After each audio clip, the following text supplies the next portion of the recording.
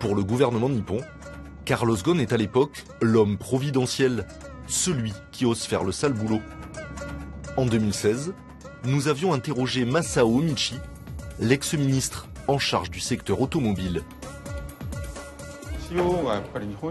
À l'époque, nous ne trouvions aucun dirigeant japonais pour oser s'attaquer frontalement au dossier Nissan.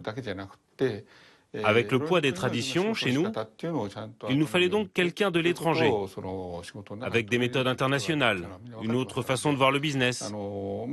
Et en ce sens, l'arrivée de Carlos Ghosn a été une très bonne chose pour nous.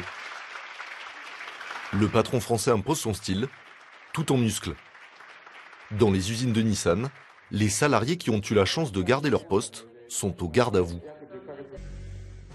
Couverture de magazines, conférences de presse chaque semaine, manga sur sa vie et interview décontractée aux côtés de ses enfants.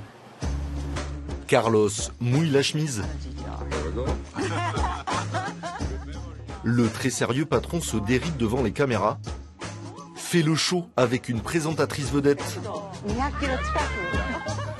En quelques mois, le français devient le chouchou des Japonais.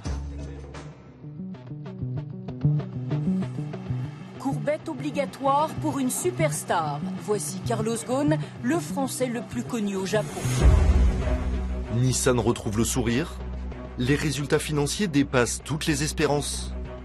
En moins de 2 ans, la marque revient dans le vert, engrange 2 milliards d'euros de bénéfices. Les Japonais lui vouent une véritable admiration. Certains l'appellent même Napoléon. je dirais, bien sûr, je n'y suis pas insensible.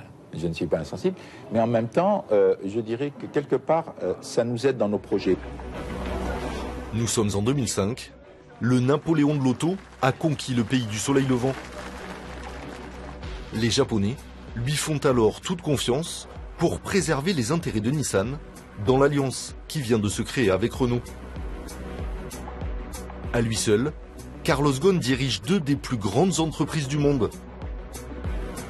Un hyper PDG qui chaque mois fait l'aller-retour entre ses bureaux de Paris et de Tokyo.